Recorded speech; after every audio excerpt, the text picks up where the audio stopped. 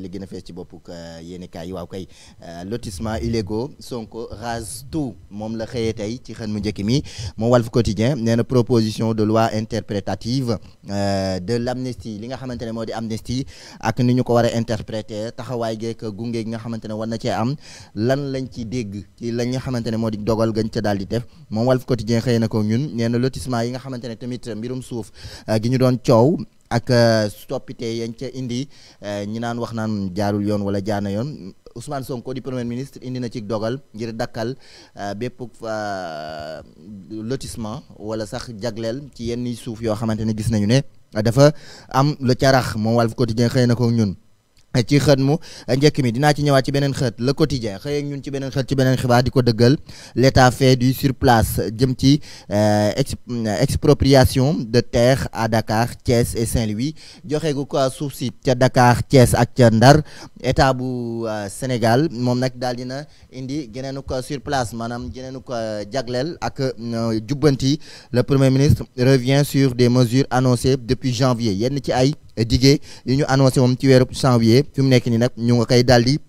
jëfee le quotidien xëy na ko ñun ci xën mu njëkk mi les échos la mu xëyee ñun tey nee na l'état annule plusieurs lotissements moom la dëggalaat ci xën mi moom les échos nee na drame familiaux en vue yenn ci ay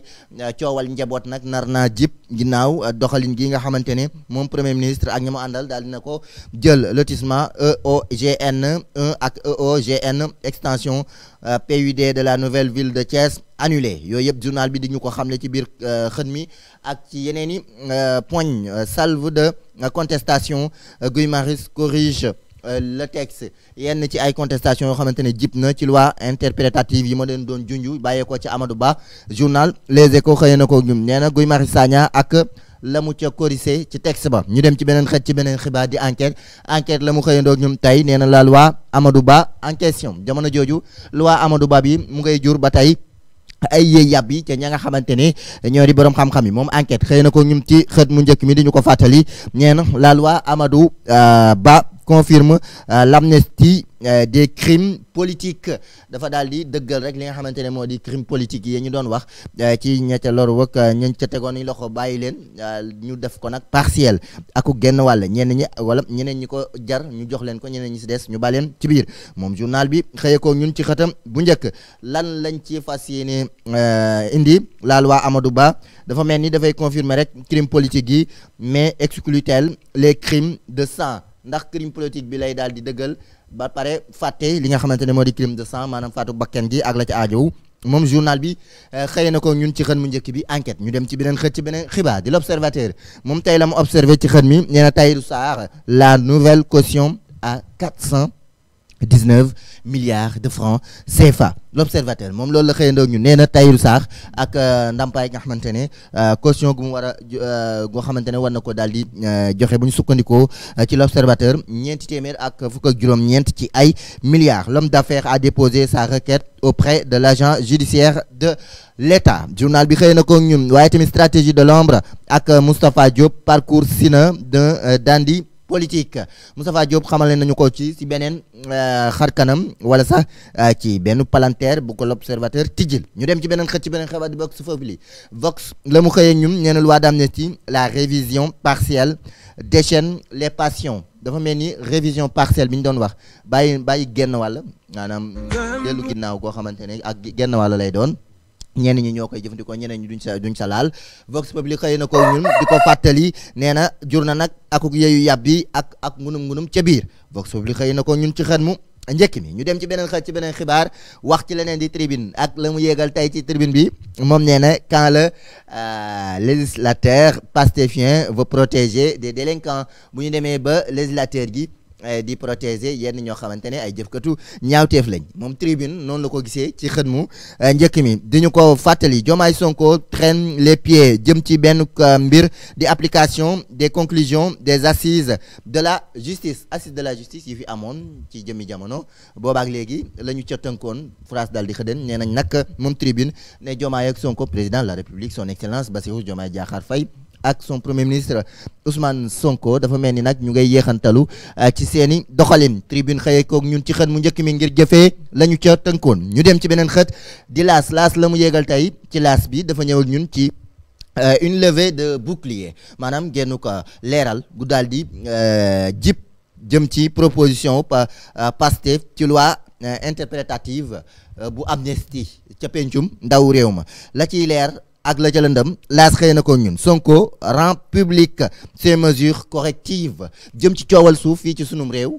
moom premier ministre Ousmane Sonko daal dina fësal li nga xamante ne moo di lam ca jël ci dogal laas xëy na ko ñun ci xëtam bu njëkk lii quotidien moom la mu xëyee ñun tey nee na Khadjata Tandian le vrai gros calibre de Sonko dafa mel ni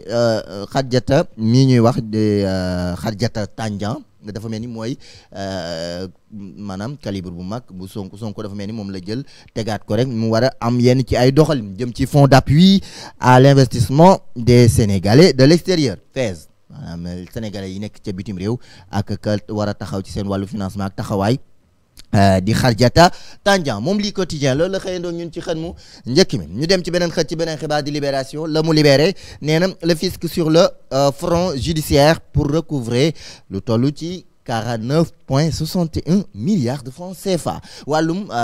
l'impôt ci payug l'impôt gi moom Libération di ñu ko junju nee na délinquance fiscale présumée autour des projets Sangomar et GTA yenn ci ñañu dénk mbirum pétrole gi ak saytu gi ci waru fayuk l'impôt war nañoo taxaw ci lu toll juróom-ñeent fukk ak juróom-ñeent yu tombal juróom-benn fukk ak benn waaw moom journal bi ñëw na ci ñum ci xëtam bu njëkk maanaam ñeent fukk ak juróom-ñeent ñeent fukk ak juróom-ñeent yu tombal juróom-benn fukk ak juróom-benn moom Libération xëy na ko ñun ci xëtam bu njëkk ñu dem ci ay milliards ñu dem ci beneen xët ci beneen xibaar di Le Témoin ak la mu témoigné tey jilee nee na alors que l'État ménage les boulangers les meuniers oubliés réclament 15 milliards jamono ji nga xamante ni état bi mu ngi négocier wala sax amulug waxtaan akuk déggoo ci digganteem ak boulanger yi ñiy defar mburu mi ñii nga xamante ne ñoo di meunier yi maanaam ñiy defar farine bi ñoom it ñu ngi yëglu di xaar seen wàll ci wàllu waxtaan geeg 15 milliards lañ leen war a jagleel ci seeni bor Le Témoin xëy na ko ñun ci xatam bu njëkk leur association en discussion en même temps que les boulangers le remboursement de la compense de 1000 francs sur chaque sac de farine moom Le Témoin xëy na ko ñun ci xatam bu njëkk ñu dem ci beneen xët ci beneen xibaar di wax ci leneen di yor tey la mu xëy ñun nee na le premier ministre rétablit l'ordre dans la gestion du foncier premier ministre dafa daal di jëlaat benn jubbanti ci coowal suuf ak coowal xëccoo gi ci dëkkuwaay yenn ci ay gox bokk na ci Thiès Saint-Louis Dakar ak la ca aajow moom li ma leen limal sànq ci bi may tàmbali moom yor xëy na ko ñun ci xëtam bu njëkk ñu dem ci beneen xët di l'info ak la mu informé tey nee na l'opposition crie haro sur le pouvoir projet de loi interprétative de la loi d'amnistie wàllum loi amnistie bi ak nañu ko interprété ak nañu ko taxawee ci beneenu ko xarkanam opposition bi jamono ji ñu ngay yuuxuk scandale wala haro maanaam buñ ci dal bu mu jëm kaw bu mu jëm kaw ak yeneen ca aajow waaw moom l'info xëy na ko ñun ci xëtam bu njëkk ku nekk la nga ca wax mu ngi noonu ci ay poñ ci xët mu njëkku l'info mi ko informé Thierno Alassane Sall moom la mu wax nee na une amnistie sélective est pire qu'une amnistie totale waaw amnistie sélective moo gën a jéggi dayo moo gën a nu mu tuddati sax amnistie totale maanaam baal ñëpp baal genn wàll moo gën a bon sax baal ñëpp waaw moom baal ñëpp sax moo tane waaye baal genn wàll bàyyi genn wàll moom day xaw a am lu muy ndiru bu ñu sukkandikoo ci Thierno Alassane Sall du samay kàddu abroger partiellement rapporter interpréter réécrire la terminologie change mais la volonté reste la même Pastef prône une justice à deux vitesses ba tey ci ay kàddu yu daal di jib ci ñenn maître Omar Youm tamit am na lu mu tàbbal ci wàllu kàddu on nous avait promis l'abrogation de la loi d'amnistie en lieu et place on nous sert une indigeste loi d'interprétative moom journal bi xëyee ko ñun ci xëtam bu njëkk ku nekk daal dina ca indi kàddoom moom l'info loolu la informé direct news la mu def direct tey nee na les vérités crues de Tahirou Sarr à madame Yacine Fall Tahirou Sarr ak kàddu yamu jagleel madame Yacine Fall maître Omar Youm di sekk une supercherie ci wàllu amnistie geeg la ca aajowu ak nañu ko fas yéene doxalee direct news xëyee na ko ñun ci xëtam bu njëkk réew mi quotidien ak la mu wax ci réew mi ak fi réew mi toll nee na des migrants sénégalais dont un bébé ligoté et jeté vivant à la mer waaw réew mi quotidien loolu la xëyee ñun nouvelle tragédie sur la route des îles Canaries ñi amal mbëkk mi nee nañ ci benn mbëkk guñu gi lii rek ku ko foto nag man laa xamul ak ku jot information bi nee nañu daal benn yenn ci ay doomi Sénégal ak benn bébé boo xamante ne ñoom it daal dinañ leen takk rek jébbat tàbbal leen ci géej gi ñu doxee fa tawarkàlla na leen yàlla yërëm réew mi quotidien xëy ko ñeen les victimes étaient soupçonnées de sorcellerie waaw nee na ñañu takk noonu du tàbbal leen ci géej gi dañ leen doon jiiñ ne yenn mbir yoo xamante ne ci mbirum jinne laa ki ak leneen lu ni mel le capitaine du bateau et son équipage jugé en Espagne pour assassinat kii nga xamante ne moo nekkoon capitaine u gaal gi moom ca Espagne ñu ngi koy jugé ngir wàllub assassinat waaw dañ doon jot ne ñoom dañoo am ay bëti guddi wala lu ni mel ba tax ñu jël leen takk leen tàbbal leen ci géej gi waaye ñu ngi leen di capitaine u bateau ba ak ñenn ca ñoom daal dinañ leen di jugé foofu la ca Espagne. Sud Quotidien moom nee na le problème c'est nous autres Africains jëm ci maître Augustin Senghor mi démissionné ca poste premier vice-président bu CAF waaw confédération africaine de football moom Sud Quotidien xëy na ko ñun maître Augustin Senghor dafa daal di démissionné ca postam premier vice-président nee na nag problème bi ñun yenn ci africains yi la waaw ñun yenn ci africains yi dafa am genn bundu xataal ak benn kumba am ndey kumba amul ndey gu ci am Sud Quotidien xëy ko ñun ci xët mu njëkk mi moom record wàllum tàggat yaram laa koy daal di ndar keppe nee na Ilay Camara et Assane Diao convoqué jëm ci mondial 2026 qualification gi liste bi nga xamante ne war nañu jàmmarloog Soudan ak Togo ci gayndey Sénégal yi Pape Thiaw incha allah tey ji ci bëccëg gi war na joxe liste bi waaye dafa mel ni ki nga xamante ne moo di Ilay Camara ak Assane Diao ñoom daal dinañ leen convoqué Pape Thiaw ouvre encore la tanière aux locaux daal dina tijjil locaux yi tanière bi ngir ñu wane seenuk xar kanam ak seenuk manin waaw loolu am na lu am nekk na lu am solo yow sax loolu moom